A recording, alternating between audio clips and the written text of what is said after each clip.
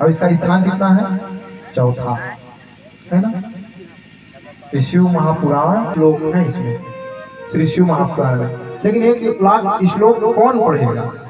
पढ़ने के लिए समय चाहिए, कोई 1,00,000 श्लोक तो पढ़ेगा नहीं। तो भगवान ने इस 1,00,000 श्लोकों के बीच से मुख्य श्लोक 24,000 निकालकर श्री शिव महापुराण का रचना किया। 1,00,000 श्लोकों से 24,000 मुख्य श्लोकों को निकालकर श्री शिव महापुराण का रचना किया भोले बाबा ने, क्योंकि उन्होंने सागर को मत कर श्री शिव महापुराण को निकाला है। मैंने कल कथा के माध्यम से बताया था कि शिव महापुराण का मंथन कैसे निकला है। भोले बाबा स्वयं श्री शिव महापुराण के रचयिता हैं, कोई और नहीं है। पुस्तक लिखने वाले हैं यहाँ ठाकुर प्रसाद जी, ठाकुर प्रकाशन जी, लेकिन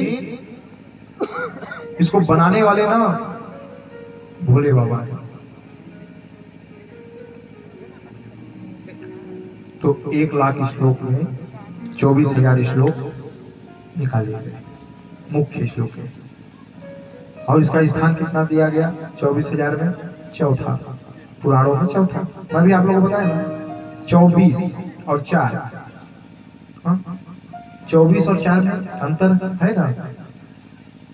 लेकिन 24, 20 और 4 का शब्द 4 में जोड़िए और 20 का शब्द 20, 24, 4, 24 और 4 है ना। अंतर तो बहुत है, लेकिन शब्द मिलते जुलते हैं। 24, 4 शब्द के जो प्रथम चरण है वो च है। 24 के भी और 4 के भी मात्रा का है। 4 मतलब आ और 24 मतलब ओ। का भी शब्द है ना। देखिए शब्दों को कैसे जोड़ा जाता है, एक कलात्मक रूप है इन शब्दों को जोड़ना ना। एक में आ रहा है, एक में ओ आ रहा है। आ बच्चे पढ़ते हैं ना, अनार का मीठा दाना। इस शब्दों को ऐसे ही जोड़ा जाता है। 24, 4 में भी आ रहा है और 24 में भी आ रहा है, लेकिन शब्दों का फेर है बस। और 2024 में शिव पुराण कथा हो रहा है। 24,000 श्लोक है और 2024 में कथा हो रहा है शिव महापुराण। क्योंकि 24,000 मुख्य है तो मुख्य में हो रहा है 24,000 में। और कहाँ हो रहा है? मोहनपुर में, नानघरिया में। अभी ना 3 रोटी वाले नाग कहते हैं दर्शन दिए हैं। अभी 1 2 नहीं 4 संत। और उसी का इस कथा में वृत्तांत चल ही रहा था। मैं लोगों को बोला कि व्यास गद्दी से मैं आज आप लोगों को दर्शन कराऊंगा, और दर्शन हुआ। साक्षात आप लोग बैठे हुए हैं ना, चाहे जिस रूप में हुआ हो। नाग देवता का दर्शन हुआ, 1 2 आ जाते हैं, लेकिन 4 3 सिर वाले एक साथ नागझरिया में। ये सौभाग्य की बात है। पुराणों में चौथा पुराण शिव पुराण को दिया गया है, जिसके 24,000 श्लोक हैं, है ना। अब यजमान श्री ने हमसे पूछा कि पुराण 18 पुराण में नाम पहला पुराण कौन सा है? बहुत अच्छा प्रश्न किया है ना। देखिए ज्ञान बहुत होते हैं ज्ञानों को, लेकिन अध्ययन प्रवेश करना हर किसी के बस की बात नहीं है। तो पहला पुराण जो है ना, वो कौन सा पुराण है बता रहा हूं, सुनिएगा ध्यान से। पहला पुराण है ब्रह्म पुराण। कौन सा पुराण है? ब्रह्म पुराण। देखिए आप जो भी प्रश्न करेंगे मैं उनका उत्तर दूंगा, आज नहीं कल जरूर दूंगा।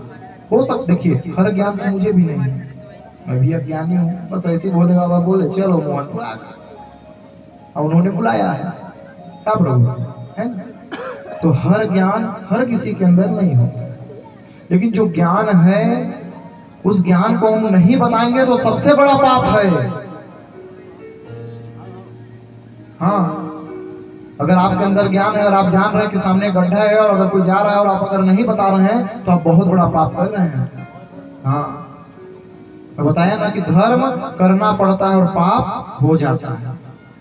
यही तो भगवान का लीला और माया है। तो पहला कौन सा पुराण है? ब्रह्म पुराण। और दूसरा कौन सा है? पद्म पुराण। और तीसरा कौन सा है? विष्णु पुराण। ब्रह्मा विष्णु महेश। और चौथा पुराण कौन सा है? आप लोगों को बताना पड़ेगा। हाँ, कौन सा पुराण है? थोड़ा जोर से बोलिए। हाँ, शिव पुराण। मैंने बताया था अभी ना, चौथा पुराण, चौथा स्थान, 24,000 श्लोक, चौथा स्थान शिव महापुराण को दिया गया है, जो चौथा शिव पुराण है। और पांचवा पुराण कौन सा है? भागवत पुराण। श्रीमद् भागवत कथा श्रवण करते हैं, ये पांचवा पुराण है। पांचवा पुराण श्रीमद् भागवत महापुराण है। और छठवां कौन सा है? भविष्य पुराण। और सातवां नारद पुराण। नारद जी को जानते हैं कि नहीं जानते हैं? हर गांव में मिलते हैं नारद जी। नारायण नारायण नारायण, तुरंत मार करवा देंगे। हाँ, मिलते हैं ना, नाम वाले नहीं, काम वाले। ये नहीं कि नारायण जी का नाम नारायण है तुमको आप ही तो है नारायण, ऐसा नहीं है, है ना। और नारद रहते हैं, नारदगिरी करते हैं, उसको वरझाना, उसको भरझाना, उसको लड़ाई कराना, ये नारद जी का काम रहता है। तुरंत नारायण नारायण प्रभु, कलयुग में तो ऐसे ऐसे हो रहा है, तुरंत विष्णु भगवान स्वयं में तो वो हिला के बता रहे हैं। हाँ, स्तुति करते बड़ा प्रेम से बोलते हैं नारद लोग, है ना। तो हर गांव में नारद भी रहते हैं। नारद पुराण है। कौन सा पुराण है? नारद पुराण सातवां पुराण। हाँ, बहुत सुंदर। सातवां पुराण नारद पुराण है ना। और आठवां पुराण कौन सा है? मार्कंडेय पुराण। सुने हैं कि नहीं सुने हैं? मार्कंडेय पुराण। और नौवां कौन सा है? अग्नि पुराण। और 10वां कौन सा है? नहीं पता। ब्रह्म वैतर्य पुराण। ब्रह्म वैतर्य पुराण है ना। कौन सा है? 10वां। और 11वां कौन सा पुराण है? लिंग पुराण। और 12वां कौन सा है? वाराह पुराण। और 13 कौन सा है? 13 पुराण कौन सा है? स्कंद पुराण। और 14 वामन पुराण। और 15 किर्म पुराण।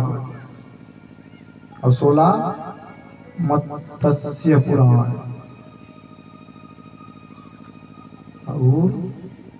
और कौन सा पुराण है?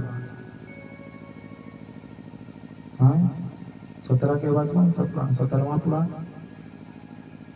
सब लोग जानते हैं इस पुराण को। सोचिए कि कौन सा पुराण है। जो 17 पुराण है ना, वो इसी लोग में सुनते हैं, लेकिन जाने के कौन सा पुराण है? हाँ, गरुड़ पुराण 17वां। और 18वां पुराण कौन सा है? ब्रह्मांड पुराण। जब जाइएगा ब्रह्मांड में तो फिर पूरा पुराण सुनाया जाएगा कि 17 पुराण में क्या धर्म किए हैं, पाप किए हैं, क्या किए हैं। 18वां पुराण का व्यवस्था है यहाँ। हाँ, तो 2 पुराण छोड़ के बाकी सब पुराण आप लोग श्रवण कर सकते हैं। ब्रह्मांड पुराण तो ब्रह्मांडे में सुनाया जाएगा। हाँ, उसको तकलीफ दिए, उसको मारे, उसको पीटे, उसको गाली दिए, ये सब तो वही हिसाब किताब होगा भैया। हमारे पास हिसाब किताब तो नहीं है। हाँ, लेकिन 16 पुराण आपके हिसाब किताब में है। ये 16 पुराण जो जो करेंगे उनका तो रास्ता खुला हुआ है ब्रह्मांड पुराण जाने के लिए। हाँ, मैं बताया ना आप लोगों को कि राम नाम सत्य है और सबका यही गत्य है। हाँ, ये राम नाम जो शब्द है ना, ये सत्य है। लेकिन किसी के शादी विवाह में जाके कह तो दीजिए कि राम नाम सत्य, वाह मार शुरू। वहां फालतू बात कर रहा है आकर के। मरते हैं तो बोलते हैं, अरे मरते हैं तब नहीं बोलते हैं। सत्य है कि राम नाम सत्य है, सबका यही गत्य है, सबका यही गति होना जाना सबको है। आया है सो जाएगा, राजा रंग फकीर। ज्यादा सोचने की बातें नहीं है सब। लेकिन अब शब्दों का महत्व है कि कब कहाँ कैसे बोले। है ना। यही शब्द का नाम महत्व है। मृत्यु होता है तो सबको अच्छा लगता है, लोग बोलते हैं राम नाम सत्य है, सबका यही सत्य है, लोग जोर जोर से बोलते हुए ले जाते हैं।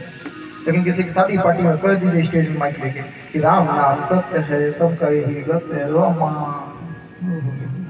जबकि वो सत्य कह रहा है बेचारा, धार्मिक व्यक्ति सही बता रहा है कि राम नाम सत्य है भाई, राम नाम सत्य है। लेकिन लोग राम नाम सत्य सुनना पसंद नहीं करते हैं, मृत्यु के बाद ही सुनते हैं राम नाम सत्य है। इसलिए अगर जो जीवित रहते राम नाम सत्य है जान जाएगा ना, उसका तो मुक्ति बन जाएगा। हाँ, ब्रह्मांड पुराण में उसका प्रवेश हो जाएगा, हिसाब किताब होगा वही अच्छे से, अच्छा वाला। और नहीं तो फिर गरुड़ पुराण सुन के फिर यम जी आपको ना ब्रह्मांड पुराण में प्रवेश नहीं करने देंगे, सीधे फिर कौन से लोग ले जाएंगे इसका कोई गारंटी नहीं है। तो इसलिए धर्म करिए और पुराणों का ध्यान तो मैंने बता दिया है ना।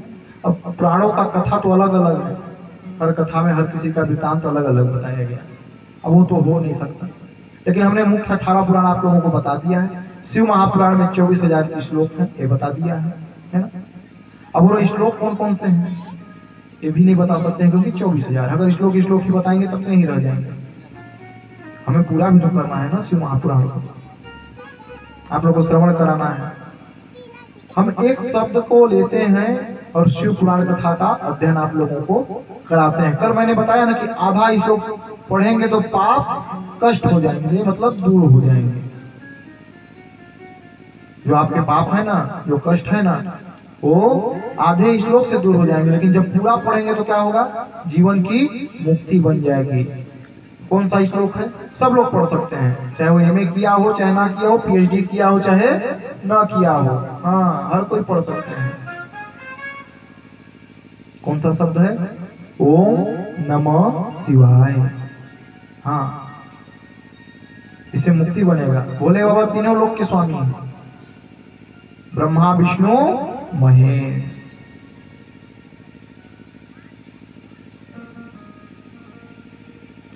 तो 24,000 श्लोक इसमें शिव महापुराण में है। चौथा चरण है, चौथे स्थान का श्री शिव महापुराण है। अब यह 24,000 संख्याओं वाला शिव महापुराण केवल इन 7 संहिताओं में ही शेष रह गया है। 7 दिन में आप लोग श्री शिव महापुराण कथा श्रवण कर लेंगे, शेष 7 दिन के लिए रह गया है। यह था पहला जो इसका मुख्य है संहिता का।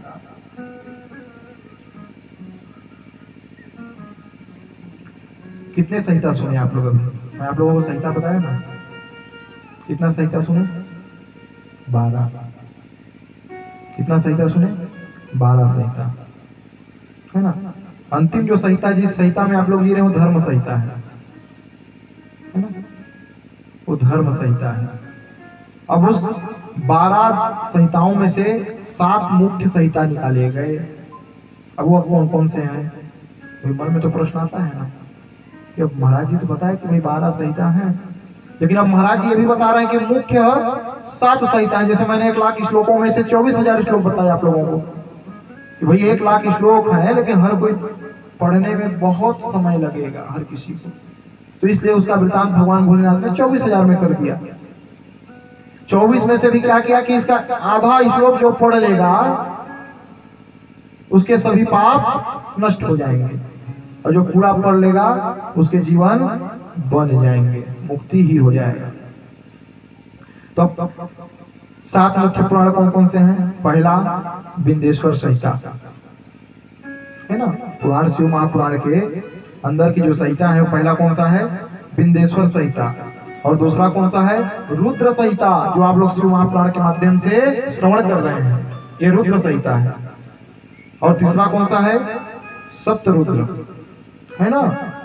और चौथा कौन सा है? श्री कोटि रुद्र। और 5वां कौन सा है? श्री उमा संहिता। और 6वां कौन सा है? कैलाश। कैलाश में बैठे हैं ना, यहाँ चारों तरफ जंगल है। जंगल मिला ना आप लोगों को आए तो, भगवान भोलेनाथ के स्थान है, हिमालय बना हुआ है यहाँ। हाँ? और सातवां वायव्य संहिता है। मैं आप लोगों को बताया उससे क्या होता है लोगों का। तो भगवान ने सबका व्यवस्था किया है मुख्य, और वही जीवन में होता भी है। 7 संहिता ही भगवान ने मुख्य बनाया है जो जीवन में होता है। जो इस सप्त संहिता युक्त श्री शिव महापुराण को श्रवण करेगा, पूरा पढ़ेगा, उसकी जीवन मुक्त हो जाएगा। मैं आप लोगों को पहले भी बताया हूँ। हाँ, पहले बताया हूँ ना, कल भी बतलाया, परसों भी बतलाया कि जीवन मुक्ति कैसे होगा। और जिनको अपना जीवन से मुक्ति पाना है, पाप को दूर करना है, पाप को नष्ट करना है, तो श्री शिव महापुराण का श्रवण करना पड़ेगा। इसमें वेदांत और विज्ञान सब कुछ पूर्ण रूप से पड़े हुए हैं। मैं प्रथम दिन भी आप लोगों को बताया था ना कि जो वैज्ञानिक आज कर रहे हैं ना, वो हमारे पुराणों में बताया गया है। सूर्योदय अगर पंचांग में बताया गया है कि 9:45 में होगा, तो उतना ही समय होगा। ये प्रमाण है, साक्षात प्रमाण है। वैज्ञानिक तो आज ना बता पा रहे हैं, अब ये 100 साल पहले बता रही थी हमारी पंचांग। हाँ, कि कितना टाइम प्रातः होगा और कितना टाइम रात्रि होगा। हमारे पुराण ऐसे पुराण है, और इस महापुराणों से हम लोग भटकने की कोशिश करते हैं। 2-4 आ जाते हैं, बहकाते हैं, तो हम लोग बहकने की कोशिश करते हैं। कुछ लोग दूसरे धर्म में जाने को तैयार हो जाते हैं। ऐसा कभी मत करिएगा। सनातन धर्म से बड़ा धर्म कोई और नहीं है। मैं बताया ना आप लोगों को कि 5 साल 10 साल के लिए दूसरों के धर्म में आप जा सकते हैं, लेकिन चल नहीं सकते हैं। कोई ईसाई बन जाएगा, कोई मुसलमान बन जाएगा, लेकिन वो ज्यादा दिन का नहीं है। हाँ, अरे सनातन धर्म में बुलाइए, ये सनातन धर्म है। बड़े बड़े धर्म इसके सामने ना मस्तक झुकाते हैं।